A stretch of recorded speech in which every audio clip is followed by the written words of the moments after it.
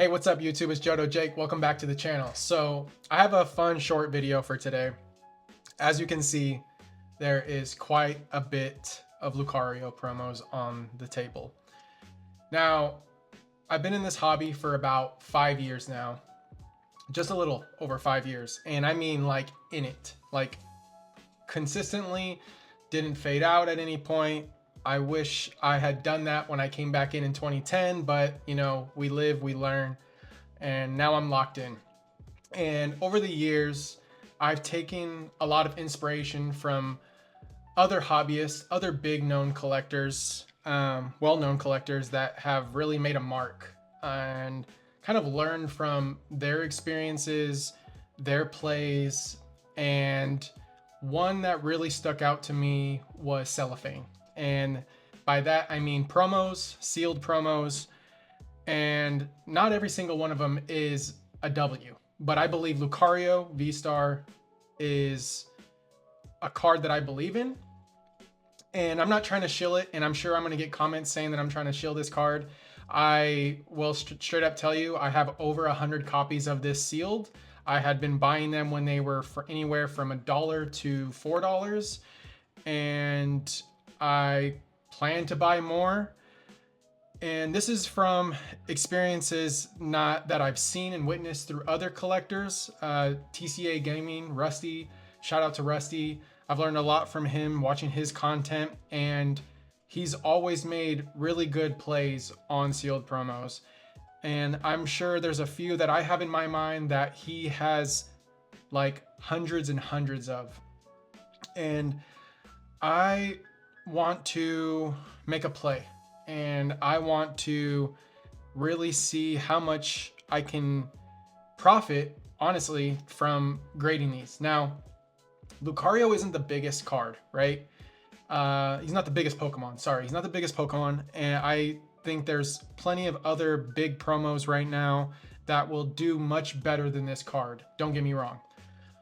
But when I look at the price of this promo and I compare it to the price of the ETB, the regular ETB, which I have on screen right now, that is currently listed for $170 to $200 for just the regular ETB. And then the Pokemon Center ETB, which doesn't have any sort of real exclusivity with it, it's just really the box and additional packs. I really did not like these, what's it called? These Elite Trainer Box Plus ETBs. They're awkward sized boxes. I think this and the, what is it? I'm ranting at this point. It's the Pokemon Go Plus ETB. Both of them are awkward in terms of size, and if you want to display them, you need to, it's just a whole thing. Anyways, that ETB is going for $400 to $450 right now. There's no stamped promo. It just has the same Elite Trainer Box promo that every other ETB has. Now, these are selling pretty frequently. The highest point, there was like over 900 in a single day, and they're currently selling for $6, $7, maybe $8. The high I saw was like a $20 sale. I'm sure that was rare, but it was like a high sale that was selling a little bit more consistent was around $11. And another reason why I chose this card in particular is the illustrator, HNCL. I believe he also goes by Hungry Clicker, if I remember correctly. And I don't know too much about this artist, but I know that they are popular. They're well known in the anime space, if I understand correctly. And I actually really like this promo. I'm not the biggest Lucario fan. It's not the reason why I have so many, but I like the Dragon Ball Z-esque that comes from this card. It gives me Goku, and I'm pretty sure Lucario was definitely inspired by Dragon Ball Z's like Vegeta or Goku type of character. Very humanoid, has similar traits to those types of characters. And another reason why I decided to go in on this card is quality. Now, Sword and Shield had much better quality than Scarlet and Violet does, especially on promos. we did not see nowhere near as much whitening as we do with the Scarlet and Violet era. And of all sets of Sword and Shield, Crown Zenith had the best quality aside from maybe Celebrations. Celebrations was a different beast. I don't know what it was about that print production, but it was superior to all Sword and Shield sets. The backs were super matte. They were less likely to get scratched. The centering was good. Like, it's easy to grade 10s from Celebrations and in Crown Zenith, in my opinion. So that's one thing. And why didn't I buy these raw near mint? I'm a believer in cellophane. So what I mean by that is it'll be much easier for me to sell the ones that are maybe not gradable in the future in the sealed cellophane versus cutting them out and selling them raw. That's just what I've seen in the market. People like plastic, and that's proven with grading companies like PSA, CGC, and Beckett, right? So right now, the Lucario V-Star is selling for around $100 in a PSA 10. I don't think that's like the all-time high. I think this card has a lot of room to grow. We can look at cards that have really high pops, a lot of interest, like the birds, the stained glass birds. That card just went through a hype cycle. We can look at the Mew EX from the UPC. That card is going for around $400 in a 10. That's a very popular card. And I want to see how many of these I can grade in PSA 10, sell, and just keep rolling that money back into promos, other things that I want to collect, make a play on, you know, just for my own collection, for sealed. Right now, that's a lot of what I've been buying. I haven't been buying a lot of, you know, graded cards. I've been buying a lot of sealed stuff just for my collection, stuff that I believe in long term. And yeah, I'm gonna go through a bunch of these, find the ones that I think could PSA 10, send them off all together. I know people are like, oh, you should split them up. You know, I'm not gonna play that game. If anything, I'll send batches of like maybe 20 to 25 of these and just see how they do over and over. And I'll either maybe make the decision to maybe sell them through the PSA app. I haven't done that before, so this might be a good experience with doing that. So I might, you know, list a few through eBay, PSA's eBay, list a few on my personal eBay, sell some like at local shows, as well as build some inventory for when I vend, hopefully this year. And I'll probably sell some on Facebook Marketplace, do some trades.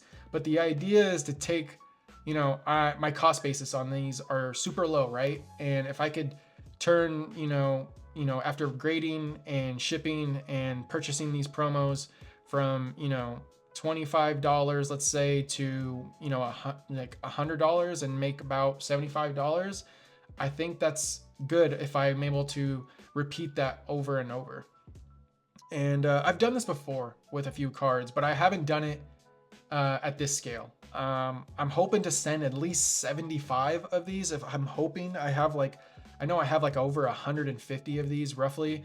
And I just blind bought. I bought by quantity through eBay. I bought a few through TCG Player where they were listed as sealed cellophane. So I just, you know, I have to just like give some credit to the sellers and trust that these are unsearched.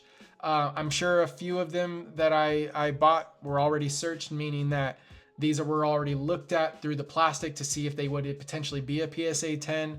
All of the off-centered ones would be sent off to TCG Player eBay, and they would sell those off as like the bags, I guess people would say. Also, I thought it would be a great idea to rep this Diamond and Pearl shirt, since this is a very Gen 4-esque video. Shout out to Shane Jag. He makes all of these custom all these custom t-shirts. He works with other artists to bring, you know, these t-shirts to life. They're all screen printed, really high quality. I'll list it in this video's description.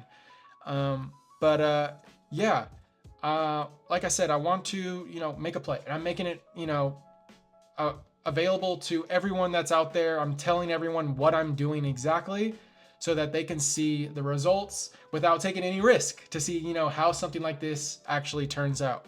So let me know in the comments. You know, is there any cards that you're eyeing to make a similar play on? What are your thoughts on promos altogether? You know, they are, you know, one of the most heavily printed type of card in the hobby, but time and time again has proven that promos have a lot of demand.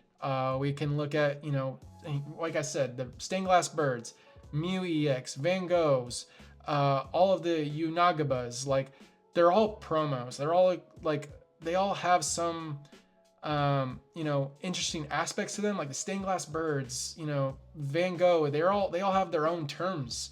I don't think Lucario has some sort of term like that, you know, a lot of these mainstream cards have, but you know, with time, maybe it does. Maybe it's the Lucario Goku card, you know, who knows what happens. Maybe I just made that up to see if it sticks, but we'll see.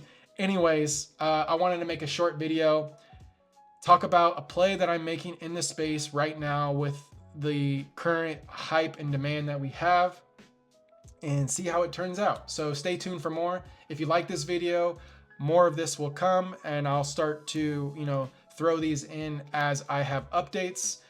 Maybe I'll make a video of, you know, just going through how many I ended up sending or how many I felt like could get the 10, and then we'll send them out and we'll do a grading reveal. So yeah, if you want to see content like this, if you want to check out some of my most recent videos where I talk about the entire Scarlet and Violet era as a whole and what it brought to the table, that video will be at the end of this one.